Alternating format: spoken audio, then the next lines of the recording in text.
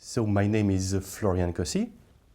I am the co-founder together with Thierry Hieb of CH Precision. I have worked in the OEM business during 10 years, and after these years I have spent in the OEM industry, I wanted to do something completely new, and that's why CH Precision has been created. There are many. I can name a few for you if you would like. We have a special digital PLL technology for synchronization. We do also have a proprietary algorithm for oversampling of the audio prior D2A conversion. We do have very special topologies into the analog domain of discrete stages. And recently we also have found something interesting about the bias of the amplifiers, and this seems to be a very interesting technology. Okay, so the SPDIF interface has been developed by Sony and Philips long ago, and its main purpose is to be able to carry digital audio over a single coaxial cable. This has a main disadvantage, is that in order to be able to have a single link, it means that both data and clock are mixed together. Mixing them is not a big issue, but at the receiver stage, when you have to again decode both of them, then you need very strong PLL to do it. And these PLLs introduce a lot of jitter, which is something we want to avoid in the digital domain. So that's the main purpose of the CH link, is that we can keep the signals separated. Thus, we do not need any PLL to recover. The second advantage of the CH link is that we are able to carry DSD signal natively from the source to the converter. So in order to comply with the regulation, we do an encryption on the source signal and we do decryption on the end, the receiver part, but this is still a point-to-point connection with data integrity in between. Okay, so the SIM1 is coming from factory with the 4 digital inputs, and you can add on top of this streaming options, both USB and Ethernet. They both are in asynchronous mode, but you can also add a clock synchronization board. This board has 2 features. The first one is to clock the D1, so the drive, so that the C1 is the clock master of the system.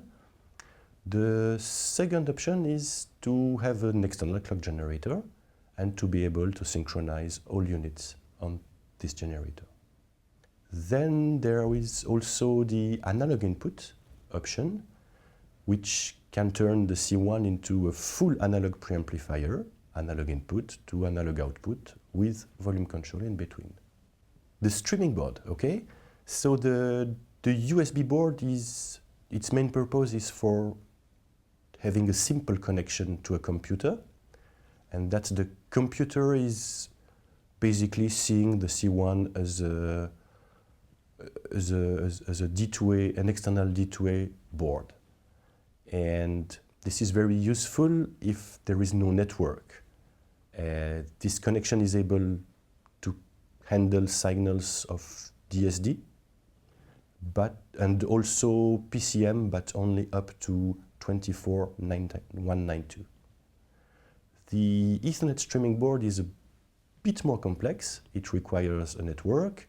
It also requires a UPnP controller, an external one, but it can handle DSD signal, DSD 2 times, and in the very near future also the XD files. Oh, in fact, there are many advantages of doing this. The first one is that when the C1 has been put onto the market, it was 3 years ago, the streaming boards were not finished. That's an advantage of being able of adding them a bit later.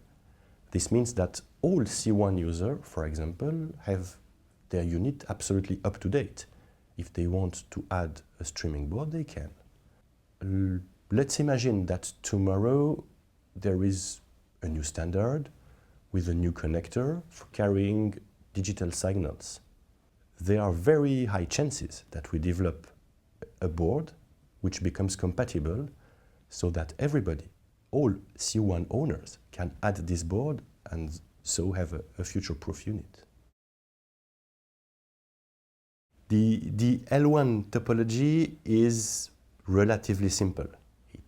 It is in fact an input buffer, which is a diamond buffer, followed by an R2R resistor ladder, and then you've got an output buffer. The main part of the circuit is the R2R ladder, which is working in current mode.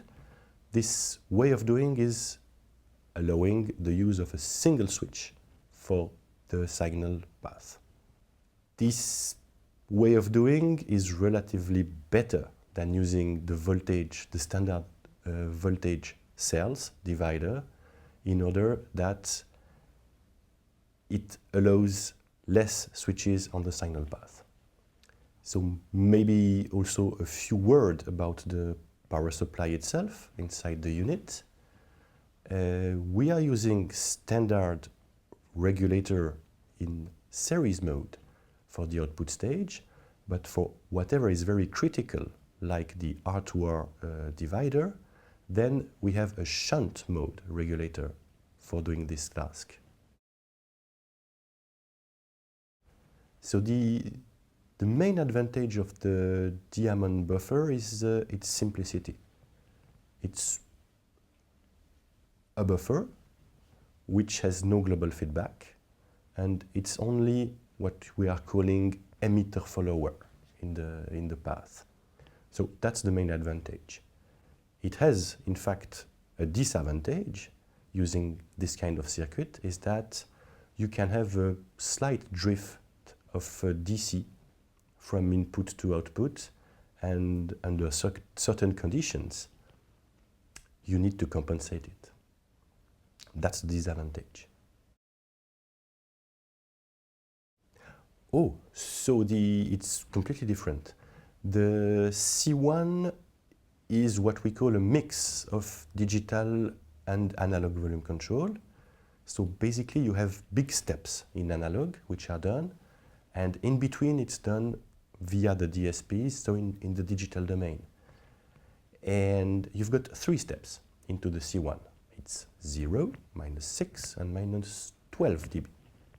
If you are going lower in volume than -12 dB, then you will have a digital volume on top of that for reduction of the level.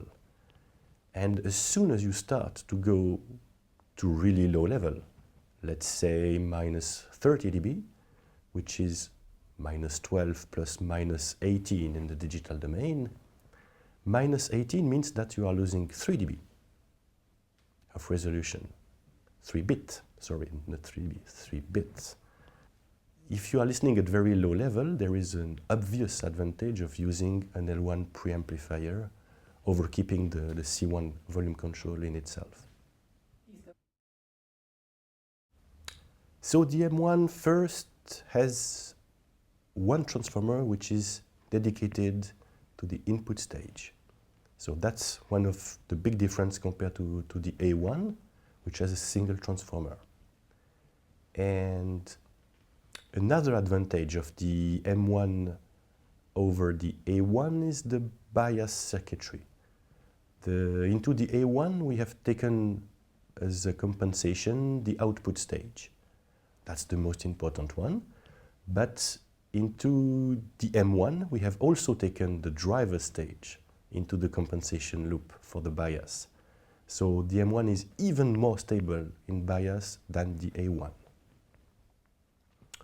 And let's say also that the M1 is 2 times more powerful than the A1, which means that for power-hungry loudspeaker, it's even a bit better.